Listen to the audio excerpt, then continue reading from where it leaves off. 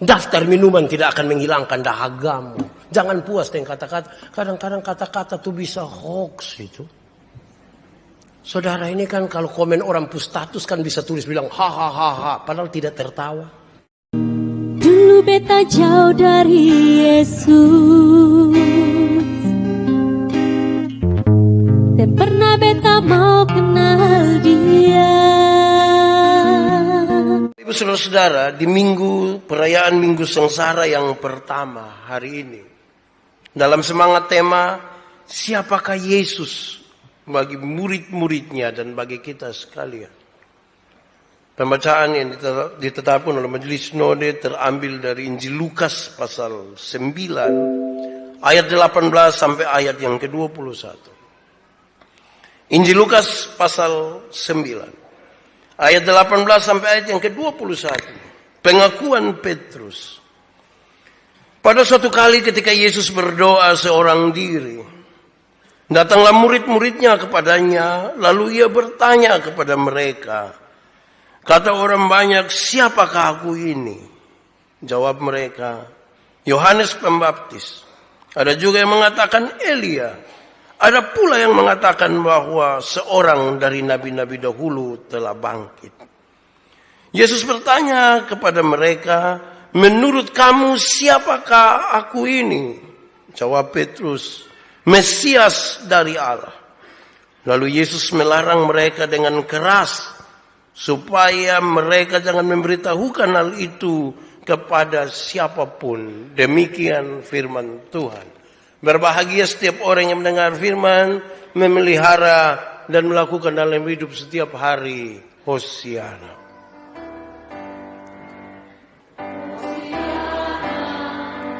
Hosiana. Hosiana. Bapak Ibu Saudara-saudara, Shalom. Sekali lagi, Shalom. Di perayaan Minggu Sengsara Tuhan Yesus ini, saya ajak kita untuk memulai dari bagian ini. Ibu-ibu mengkonfirmasi buat kita duluan. Ibu-ibu, melahirkan itu susah kok tidak? Sakit kok tidak? Terlalu sakit. Suami dong hanya dari luar kau bilang Yesus, tapi dong tidak tahu. Terlalu sakit. Tapi saya mau tanya ibu-ibu, sakit melahirkan itu masih terasa sampai hari ini? Masih? Saudara lihat, yang kita alami saja kita bisa lupakan sakitnya dan sakitnya hilang. Itu yang kita sendiri alami. Apalagi kalau orang lain alami untuk kita. Jangan-jangan tidak masuk sama sekali dalam hidup ini. Pikirkanlah sekarang kira-kira 1 menit saudara-saudara, apakah kesakitan tubuh yang pernah saudara rasakan, yang kira-kira itu paling sakit. Misalnya duduk-duduk, suami bilang, mama, mari kau beta cabut mama pengkuku. Itu sakit Itu sakit. Sakit sekali malah. Tapi hilang juga. Saya bayangkan saya masih SMP dulu, teman-teman bermain kasti, saya berdiri di samping yang pukul itu. Dia pegang itu kayu besar itu. Bola datang, dia pukul bola, tapi salah. Dan itu kayu terlepas karena saya di sini. Saudara. Itu sakit minta ampun. Tapi hilang juga. Sekali lagi, yang kita alami saja bisa kita lupakan. Apalagi kalau yang orang lain alami. Masa mau ingat begitu rupa dan kita rasa begitu dalam, sulit. Karena itu memulai khotbah untuk Minggu Sengsara ini, saya ingin mengatakan kepada saudara, kita butuh sedikit kerendahan hati. Kita butuh turun betul-betul untuk rasa bagaimana Yesus itu berkorban bagi saya dan saudara. Kalau tidak, kita melewati masa sengsara dan pasca ini tanpa arti. Apalagi saya dan saudara juga tidak pernah lihat Yesus. Siapa pernah berhadapan dengan Yesus, pegang tangan, kasih makan? Pernah? Jadi kalau kita tidak ada kerendahan hati untuk turun sedikit, saudara-saudara, dia terlalu diangan-angan. Kita tidak bisa merasakan apa-apa di situ. Saudara-saudara, menuju kepada penderitaan Yesus sampai pada kematian. Kemudian dia bertanya kepada murid-muridnya. Kita baca di beberapa bagian. Di Matius ada, di Markus ada.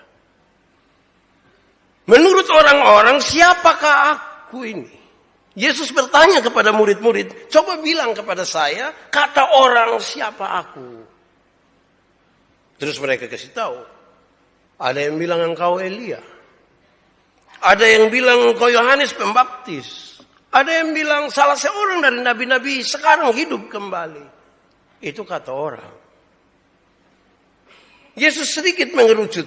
Tapi menurut kamu siapakah aku ini? Menurut kamu itu kan kata orang. Lalu menurut kamu sendiri siapa aku? Yang menarik saudara-saudara kalau kita baca 3 teks yang berbeda. Matius, Markus, dan Lukas. Murid-murid juga jawab kurang lebih begitu. Murid-murid juga mengatakan Yohanes. Ada yang bilang Elia. Ada yang bilang salah seorang dari nabi-nabi. Lalu apa bedanya mereka itu dengan murid-murid yang tiap-tiap hari berjalan bersama-sama dengan Yesus? Tidak ada beda. Kalau dia yang tiap-tiap hari sama-sama dengan murid-muridnya ini tidak pernah punya pengakuan yang berbeda dengan orang lain, apa bedanya? Contoh yang paling gampang itu kira-kira begini. Kita rajin gereja tapi tiba-tiba ada orang bilang begini. Semoga saudara pernah dengar kalimat ini.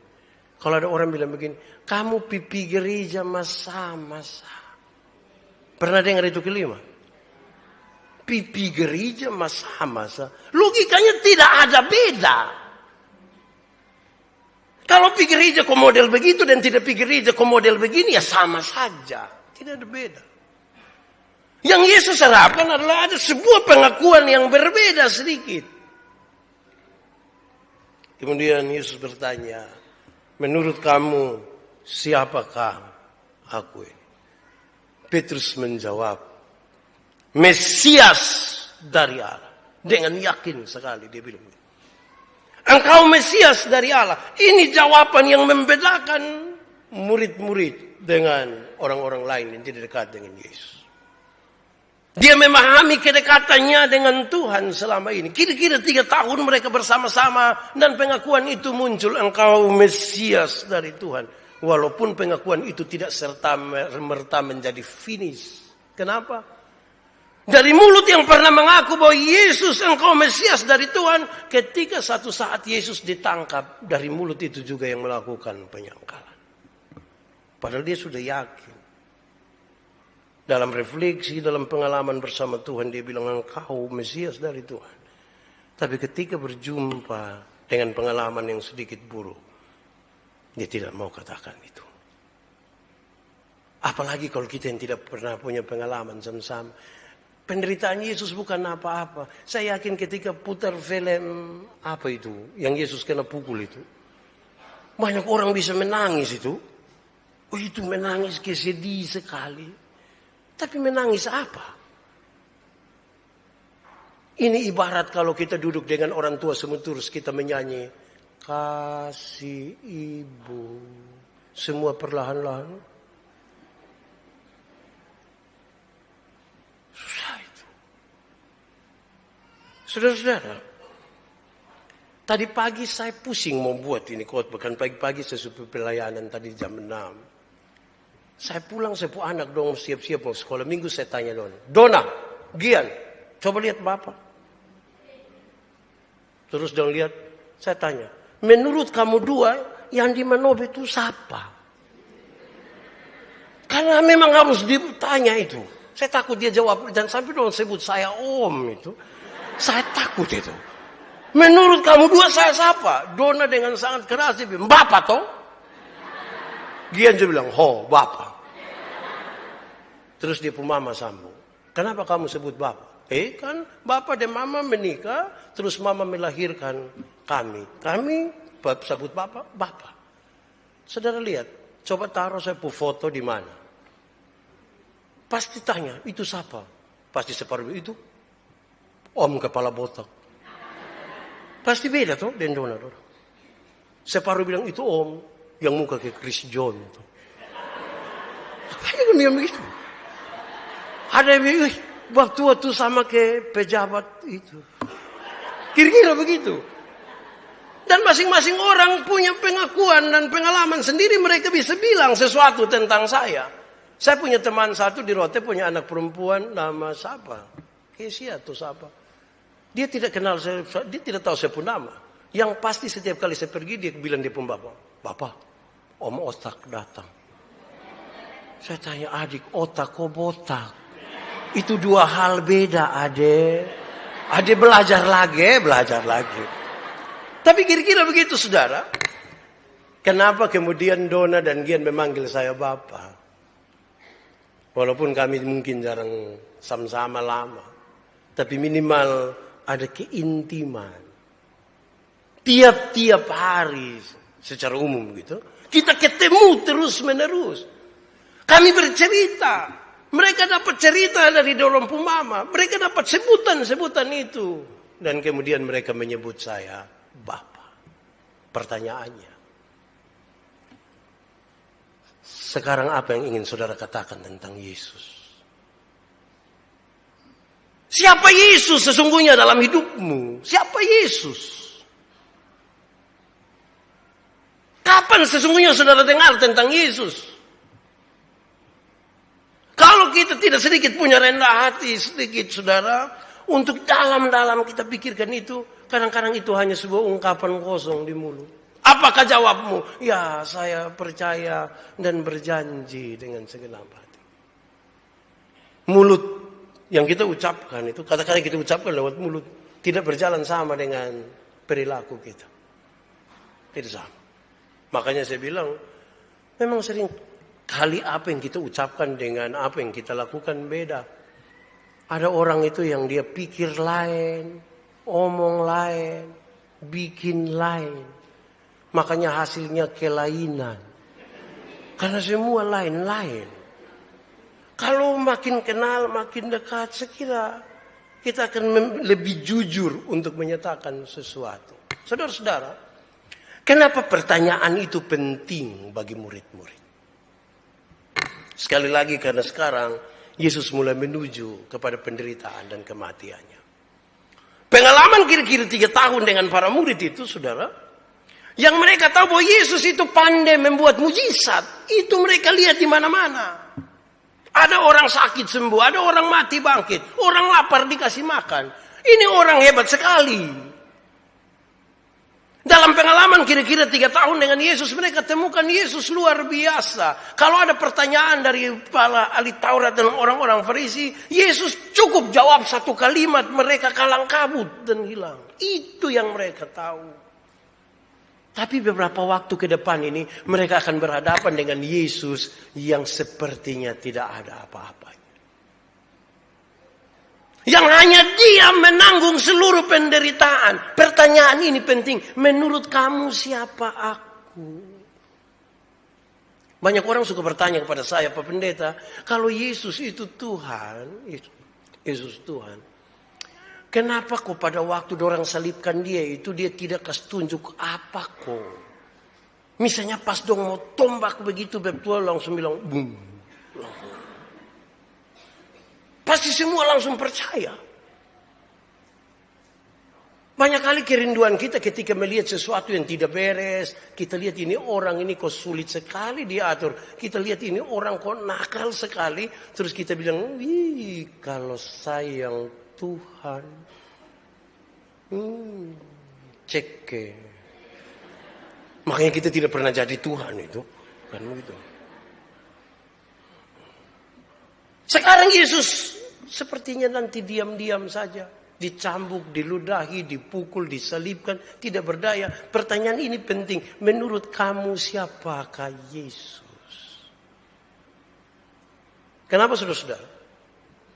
Nanti dalam perjalanan hidup kita orang beriman bersama Yesus itu. Yang katanya kita percaya. Tidak semua hal indah kok dalam hidup kita. Tidak semua hal indah. Kita masih baku sayang suami istri. Tiba-tiba istri Tuhan panggil. Menurut saudara siapakah Yesus di situ? Saya ingat saya pembapa. Saya bercerita berulang-ulang hal ini, tapi saya suka ini. Satu saat ketika saya punya kakak kecelakaan, mati, ditabrak oleh tetangga. Saya berkhotbah dalam acara pemakaman itu. Saya tanya saya pembapa, Pak Manobe, di hadapan ribuan orang yang hadir, saya bilang begini, Pak, bertahun-tahun dalam kesombongan Pak bilang bahwa Tuhan itu baik. Bertahun-tahun Pak bilang Tuhan baik. Saya ingat Pak berdoa 24 tahun. Secara diam-diam tanpa dikasih tahu istri dan anak-anak. Tuhan, saya punya anak ada 4 orang. Biar satu jadi pendeta, satu jadi guru olahraga ganti saya. 2 Tuhan atur jadi PNS cukup. Ketika semua jadi seperti itu 24 tahun. Kemudian Bapak bilang begini. Bunuh babi. Undang orang semua kita bikin syukuran. Di hari itu berdoa bersaksi. Saudara-saudara, saya berdoa 24 tahun secara diam-diam. Dan Tuhan jawab persis seperti yang saya mau. Sekarang Pak Manobe saya mau tanya. Ricky mati dengan cara begini. Tuhan itu masih baik.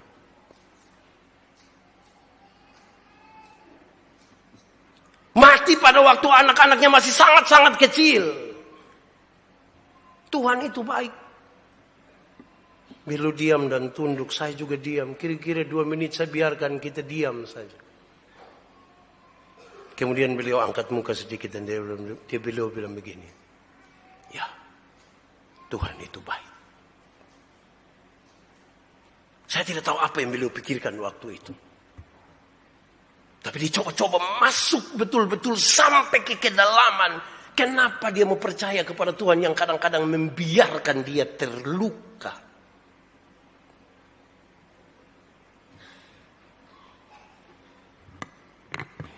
Karena pasti dalam perjalanan dan Tuhan kita juga alami kira-kira begitu.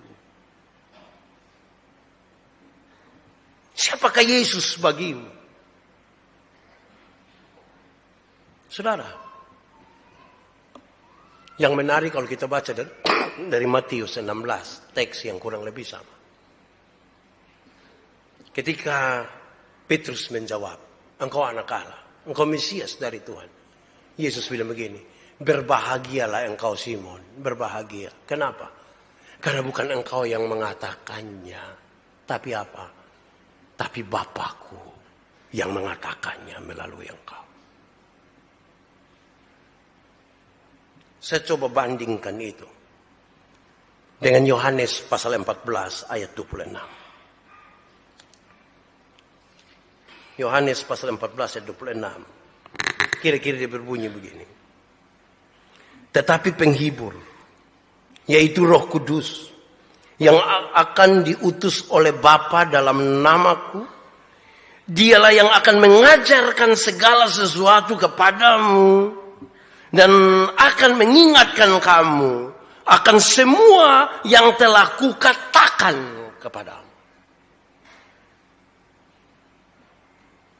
Ini dulu baru orang bisa katakan Yesus Tuhan.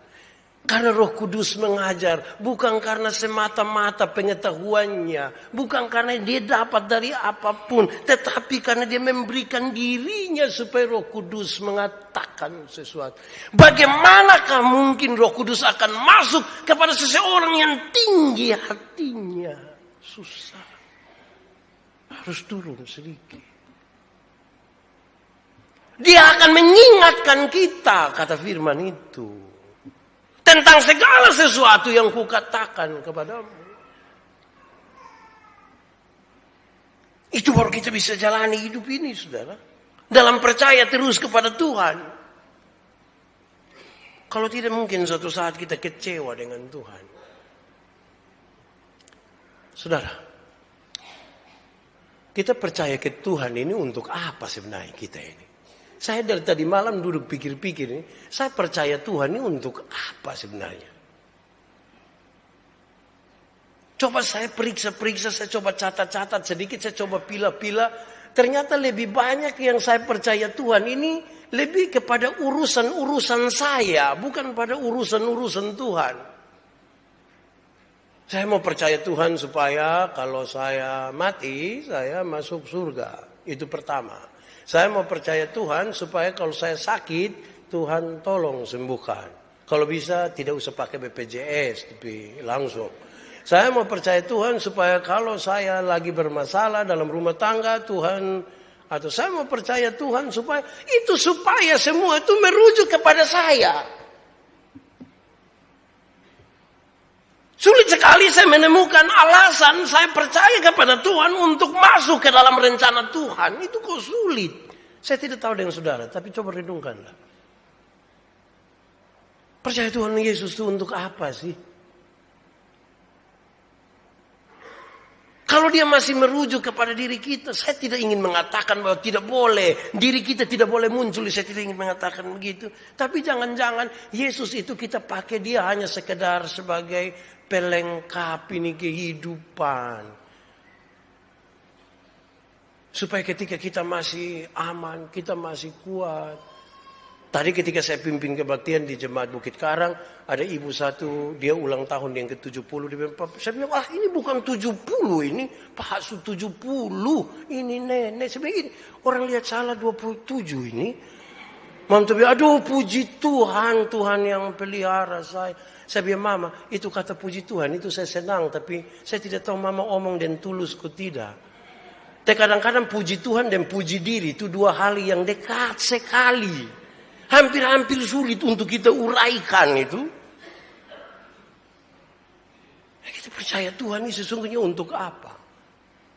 Tapi inti paling pertama sekira saudara-saudara, mari kita ingat diri kita dulu. Siapakah kita di hadapan Tuhan? Ada orang tertentu yang kalau dia iris-iris sayur, tiba-tiba pisau kena di punjari, dia bilang, aduh Tuhan saya salah apa Yesus? Tuhan saya salah apa? Jadi semua yang dianggap bermasalah itu Tuhan pun kerja itu. Dia sakit ini pasti karena Tuhan ini.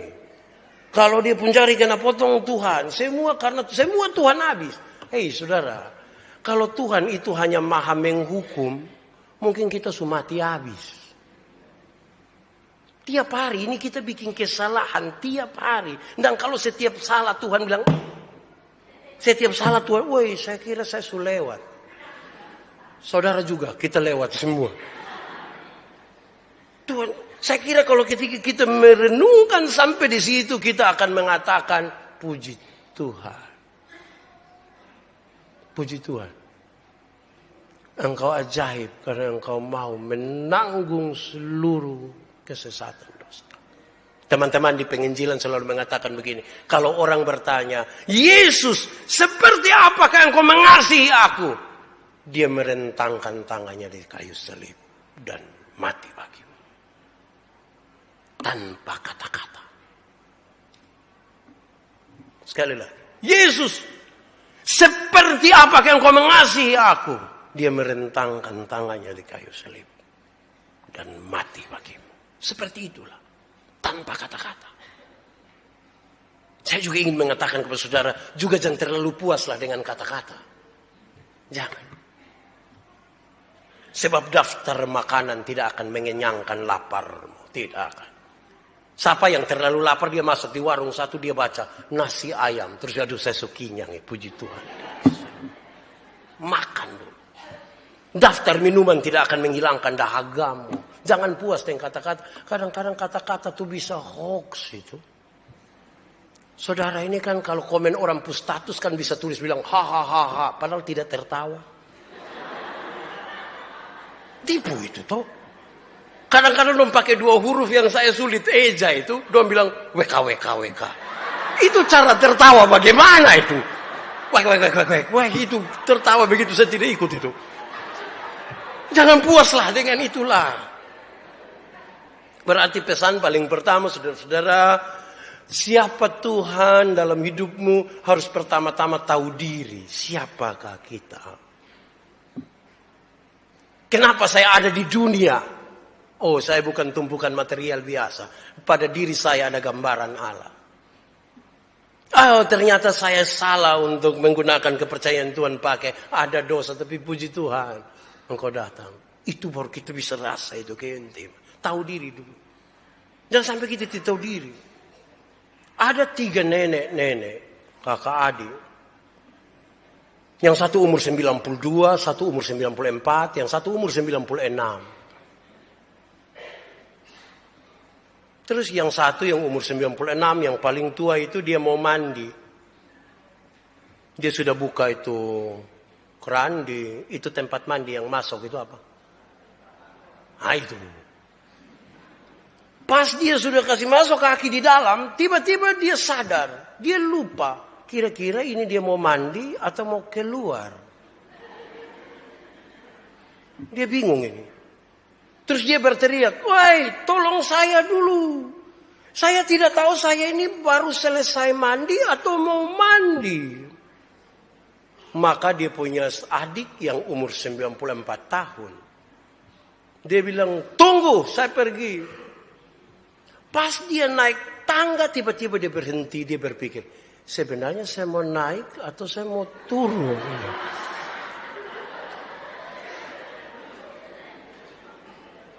Dia pikir lama dan kemudian karena dorang dua wah lu di mana? Tunggu, saya pikir tidak tahu saya mau naik atau turun.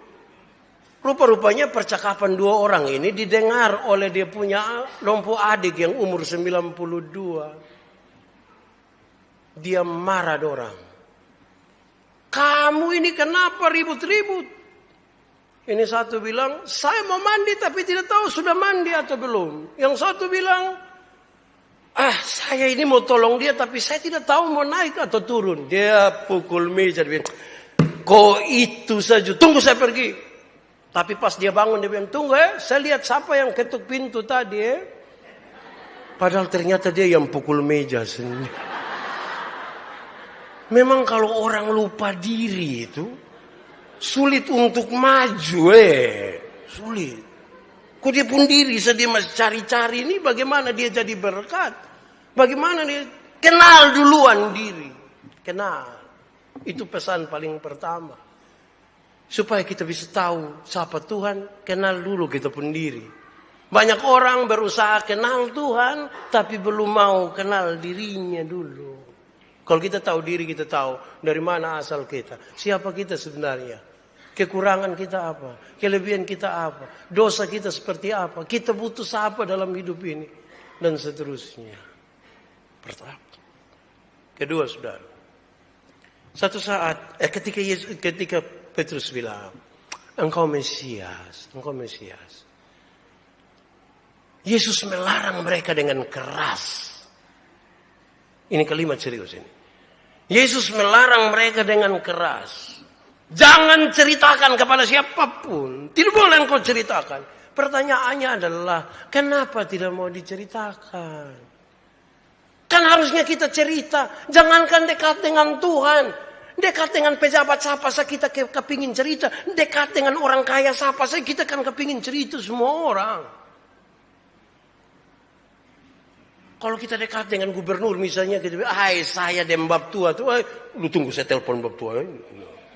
Itu berdekat. Apalagi dengan Tuhan ini. Kenapa Tuhan larang? Kenapa Tuhan larang? Jangan ceritakan. Ada dua alasan. Kenapa Tuhan larang? Jangan ceritakan. Ada dua alasan. Satu. Tuhan tidak mau ada kekacauan. Yesus tidak mau ada kekacauan. Kenapa Yesus tidak mau ada kekacauan? Cara berpikir orang Yahudi pada umumnya. Para pembesar waktu itu dan para pemimpin waktu itu. Pemimpin agama. Waktu itu mereka berpikir. Mesias itu adalah seorang pahlawan gagah perkasa. Pegang tombak. Pegang parang. Pegang panah. Yang akan menumpas musuh-musuh bangsa Yahudi. Yang akan menghancurkan musuh-musuh Israel. Itu yang ada dalam pemahamannya. Sementara yang dipahami oleh para murid. Terutama Petrus tadi. Mesias ini adalah juru selamat mereka. Kalau ada dua pemahaman yang berbeda ini saudara. Dan mereka hembuskan makin kuat. Ini Mesias. Orang akan mengolok-olok. Dan mungkin tidak akan terhindar dari pertikaian. Yesus tidak ingin ada kekacauan. Apalagi hanya soal Mesias. Jangan ada kekacauan. Tentang Mesias jangan ada kekacauan. Untuk Mesias jangan ada kekacauan. Saudara tidak boleh bertengkar atas nama Tuhan. Tidak boleh. Yesus tidak mau. Seperti apapun engkau jangan berperang atas nama Tuhan. Karena Tuhan tidak perlu dibela. Tuhan tidak perlu dibela. Tuhan membela kita, ya. Tapi kita jangan bela Tuhan. Nanti kita bertengkar. Nanti kita berkelahi. Lantas apa makna penyaliban dan pengorbanan Kristus bagi kita? Persoalan di dunia ini bukan karena kita sama-sama rasa salah, toh. Persoalan di dunia ini adalah karena kita sama-sama rasa benar. Kalau suami rasa benar, istri rasa benar, bakalahi. Tapi kalau suami rasa salah, istri juga rasa salah, dua-dua akan menyanyi rasa sayang, rasa sayang. Kalau sama-sama rasa salah, rekonsiliasi pasti ada. Saya bilang begini, saudara. Kalau saya ketemu Pak Abineno di jalan, terus kami dua tidak bertegur sapa, terus sampai rumah saya pikir, kok Pak Abineno sapa? Waktu sapa? Kasih makan saya. Terus waktu dia tanya, kok lu sapa? Lu kasih makan saya. Kira-kira ada kemungkinan kami berdamai, kok tidak? Tidak. Tapi kalau misalnya saya sampai rumah, saya pikir begini, aduh, kira-kira saya salah apa sampai Pak Abineno tidak tegur saya. Terus Pak Abineno juga pikir, kira-kira saya salah apa sampai Pak Pendeta tidak tegur saya. Kira-kira ada kemungkinan dombaku damai, kok tidak? Ada. Dia pun soal tuh kalau sama-sama rasa benar. Saudara, urusan kita banyak. Dan urusan itu kalau sudah menuju pada pertikaian, jangan dimulai dari sama-sama rasa benar. Nanti susah. Alangkah lebih baiknya kita menyatakan kita salah. Tapi itu salah juga om bapak, jangan bilang besar. Lu paling benar, sedunia lu paling benar. Lu lebih benar dari Alkitab sudah lu. Oh, itu juga salah juga. Terlalu lebe-lebe itu kalau begitu itu. Salah ya salah saja. Tapi ya kalau memang itu kakak rasa tidak baik, saya minta maaf. Sama kita hari cerita saudara tuh, saya hampir tabrak itu anak yang pisulamu. Kan saya rasa salah. Makanya ketika dia datang marah, saya langsung cium dia. Dia juga terpesona dengan itu. Akhirnya kami dua damai. Baru saya pikir lama, belok kok lurus. Jadi lebih baik rasa salah. Gitu. Jangan rasa benar. Kedua, saudara-saudara. Kenapa Yesus tidak mau menceritakan? Kenapa? Yesus tidak mau cerita itu kemudian memaksa orang. Cerita itu kemudian memaksa orang untuk harus segera percaya kepada Tuhan. Karena butuh sebuah proses yang baik untuk sebuah pertobatan. Ini ibarat Tuhan kasih Hawa, Adam. Sudah kamu itu di taman ini ada pohon pengetahuan baik dan buruk. Ini pohon kehidupan. Ingat aja itu Jarabet 2 Terus Hawa sorong tangan mau petik itu buah. Tuhan Allah tahu kok tidak? Tahu kok tidak? Nah kenapa tidak pukul di tangan?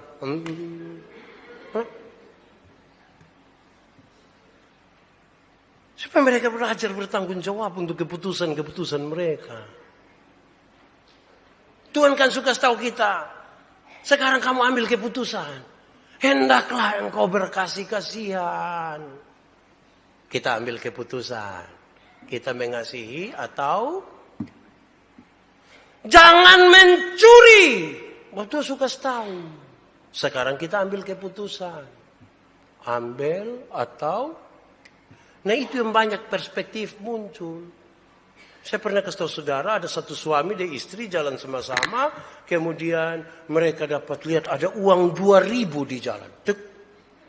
Yang istri mau ambil, suami bilang, "Mak, jangan." Tapi kan tidak ada orang. "Jangan, Mak. Barang yang bukan kita punya, jangan diambil. Tidak boleh." "Oh iya, masih tinggal kok Papa?" "Iya." Dan jalan beberapa ratus meter ke depan ada uang 100.000. Terus suami mau ambil, istrinya bilang, "Pak, jangan." Kenapa mama? Barang yang bukan kita punya, jangan diambil. Itu orang lain punya. Tapi dia pun bapak bilang, "Tidak mama, harus ambil." Loh, tadi kan bapak yang bilang. Dia bilang, "Mama, kalau satu hal itu terjadi 2 kali dalam hidup. Kalau satu hal terjadi 2 kali dalam hidup, kemungkinan memang ini Tuhan tunjukkan untuk kita." Memang manusia ini kalau disuruh memberi perspektif itu masalah. Masalah sekali. Gitu. Nah, dengan demikian, hidup ini sesungguhnya Tuhan tidak mau paksa kita. Tapi segala sesuatu tuh ada konsekuensinya. Saya pernah bilang kepada saudara, Tuhan kasih hidup ini seperti kasih motor. Ada gas, ada rem, ada speedometer, ada ban, ada velg, ada knalpot. Silakan ambil. Saudara gas sendiri. Mau bok dari BI itu bok dengan 180, silakan. Itu hak ada padamu, gas saja. Tidak apa-apa. Tapi konsekuensinya di mana? Rumah sakit. Persis seperti pabrik-pabrik itu, siap motor itu ban 2. Nanti anak-anak muda yang remaja dong silakan ambil keputusan. Mau jalan dengan 1 ban, silakan. Itu Anda pun mau, silakan. Tuhan kasih kita, siapakah seperti Tuhan yang memberikan segalanya kepada kita dan biarkan kita atur hidup ini. Kan hidup kita ini kan tidak suka diatur. Kami keluarga ada tempat kecil satu terus panggil. Kamu lihat kok di situ. Di situ kamu tinggal makan, minum segala macam. Mana ada ponaan yang mau? Tidak mau. Terus kami bertanya, kenapa dong tidak mau? Lantas 1-2 orang jawab sederhana saja. Aturan pun banyak. Hidup kalau ikut aturan tuh kayak tidak mau. Karena kalau diatur-atur tuh, kita nih kalau tolong banyak diatur, kira kita anak kiji kok. Begini-begini tua adat. Saudara-saudara, Tuhan memberikannya bagi kita. Sekarang kita atur. Satu saat saya baca satu buku kecil, saya lucu sendiri. Ketika ada orang bertanya, "Pastor, kenapa sampai di sini kolektenya kok sedikit sekali, padahal orang-orangnya kuat sekali?" Itu pastor jawab bilang begini, "Oh, jemaat, kolekte itu kan sumbangan sukarela. Ada yang suka tapi tidak rela. Sementara ada yang rela tapi tidak suka." Saya pikir-pikir masuk akal lah. Tapi pikir begini, semua ini Tuhan kasih di kita untuk atur. Tapi semua harus dipertanggungjawabkan. Nah, saudara lihat, kalau saudara punya anak, punya istri, punya keluarga, saudara akan rindu sekali mereka kenal saudara dengan baik. Mereka sepakat pada aturan-aturan bersama. Itu kan sepakat. Calvin menulis begini. Gereja itu adalah ibu dari orang-orang percaya. Gereja adalah ibu dari orang-orang percaya. Siapa mau kenal dia pun bapa, dia harus sering-sering datang di dia pun mama. Datang kau tahu.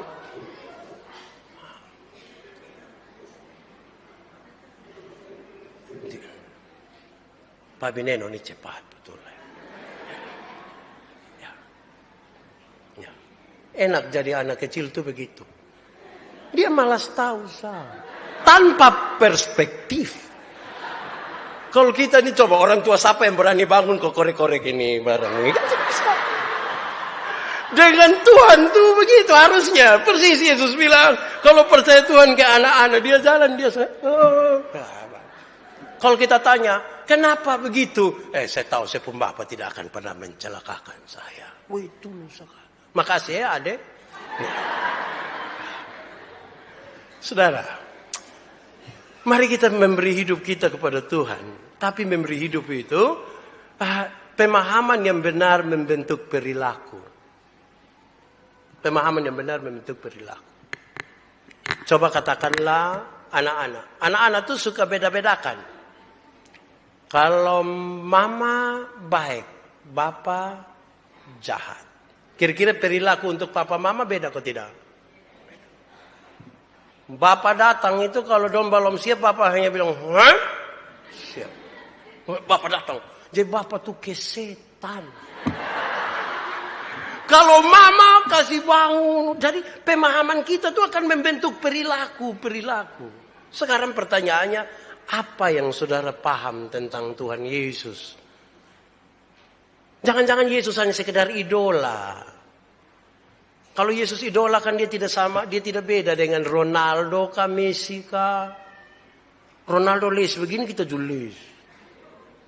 Tapi idola tidak mungkin akan mengambil bagian penting dalam hidup kita. Dia tidak akan menolong kita mengambil keputusan. Bahkan kita larang idola masuk sampai pada keputusan penting dalam hidup kita. Karena dia hanya idola. Bahkan lebih parah, idola tidak kenal kita. Idola tidak kenal kita. Saya ingat kira-kira tahun 99. Liga Italia biasa dong putar di RCTI. Kami nonton di kampus. Dulu Del Piero masih bagus-bagus. Ibu pendeta itu suka Del Piero. Taruh poster di kamar kos. Saya pergi, saya sedih, saya lihat. Saya sedih betul-betul ini. Terus ibu tanya, kenapa kak bisa kas turun itu kok? Kalau bisa taruh saya muka saya di situ. Coba ngomong-ngomong saya bilang mama, non waktu itu. Nona banyak orang rasa kenal dia. Padahal dia tidak kenal. Lebih kas turun sah. Taruhlah seseorang yang engkau kenal betul-betul. Supaya ketika kita taruh ada gambar Yesus, ada salib yang besar itu di kita ini. Waktu kita datang gereja, waktu kita melakukan seperti untuk Tuhan, kita tahu betul bahwa kita kenal dia. Tanpa pengenalan yang benar, saudara-saudara, kita kadang-kadang saya senang-senang saya kalau pas suka datang posisi suka ya tidak usah. Butuh sebuah pengenalan yang benar. Pengenalan yang benar itu menolong kita untuk berperilaku yang benar. Minggu Sengsara itu sebuah minggu di mana kita diminta lagi duduk renungkan sampai kita menemukan bahwa Tuhan memang terlalu luar biasa.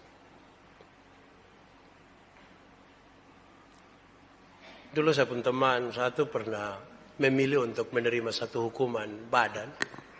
Itu dia ganti saya. Karena saya harus sekolah dan dia yang ganti. Hukuman. Saya berperasaan sekali dengan dia.